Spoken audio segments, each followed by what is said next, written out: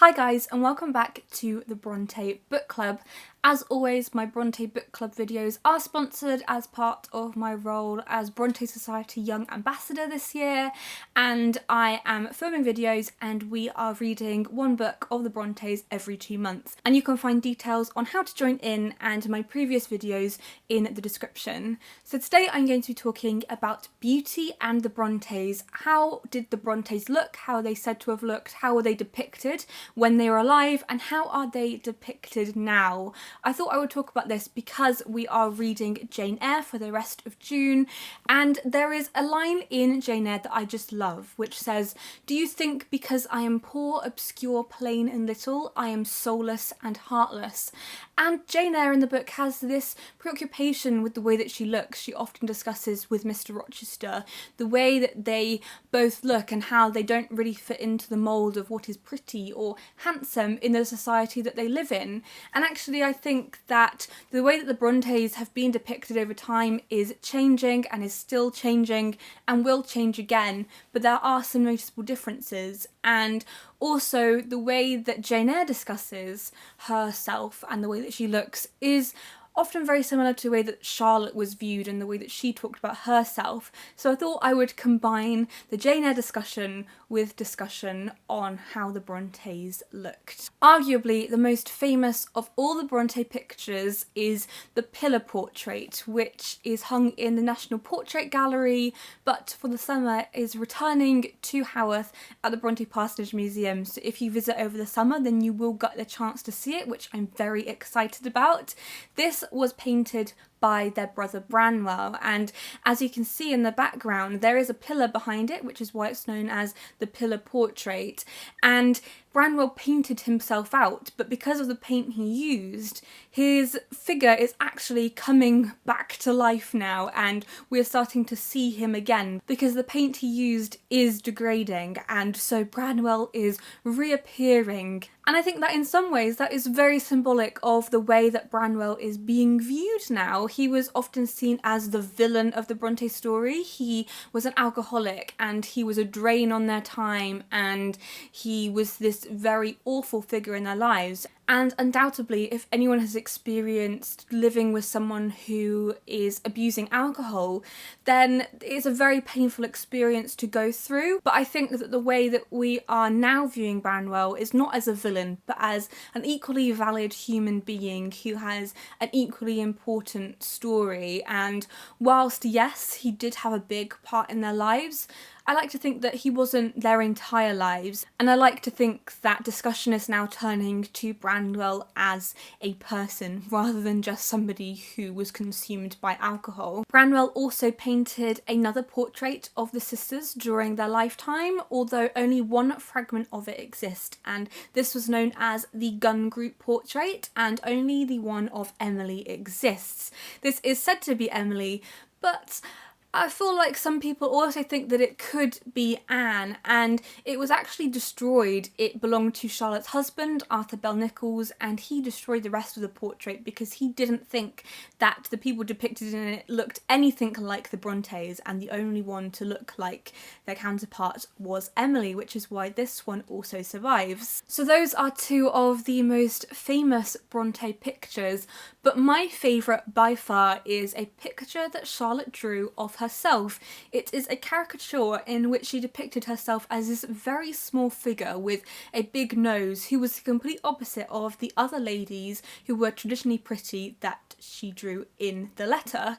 And I love the way that Charlotte talks about herself because it is very, very relatable, and I think that the danger in thinking about authors or thinking about famous people throughout history is that we can often see them as celebrity figures who are very beautiful, like you would see on TV screens or movie screens now, and that because they were so successful, their looks had some part in that.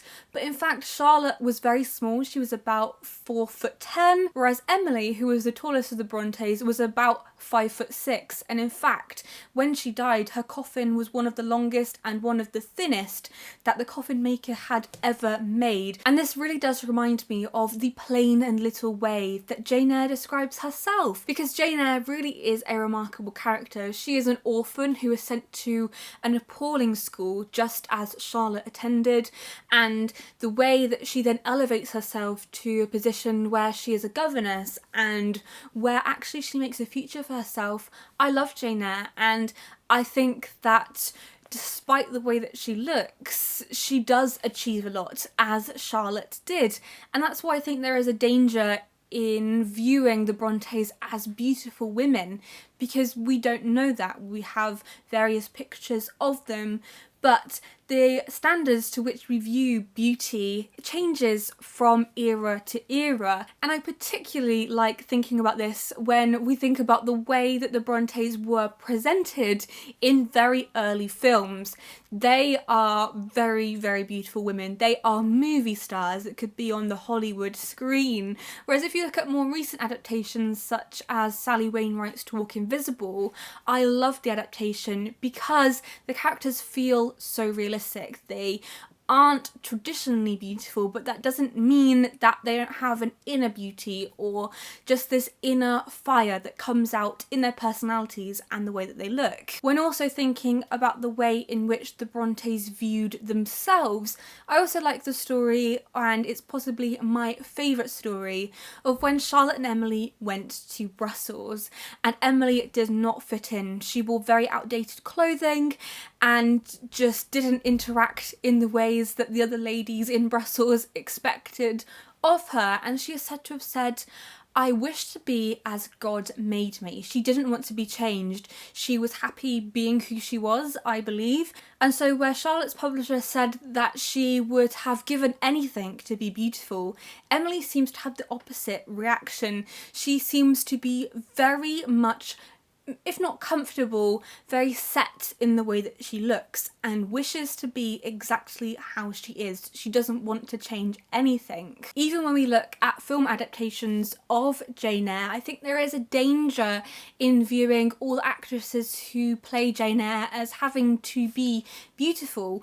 And whilst they may not be supermodels, they do have this certain femininity about them, which when I think of Jane Eyre, I don't always imagine. Charlotte herself is said to have had no feminine charm. And I also think that what makes Jane Eyre so amazing for me is that you feel like because of the way she looks, she is so much more human. She doesn't conform to the pretty features and the traditional view of what beauty should be like, just as Charlotte herself didn't think that that was how she was. And so as a reader who will never be thin enough to be a supermodel and who has imperfect teeth and who wears glasses, Charlotte herself had very bad eyesight, and so I almost imagine her squinting at everything.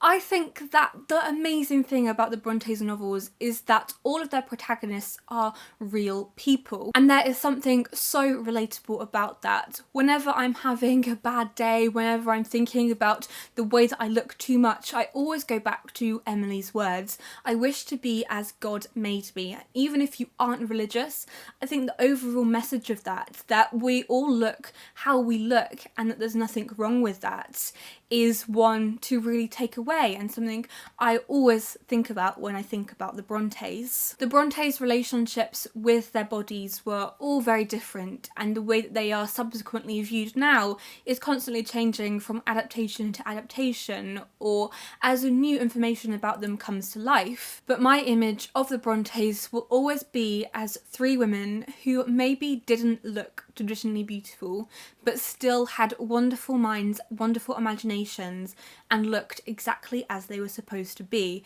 And no adaptation is ever going to change my mental image of them.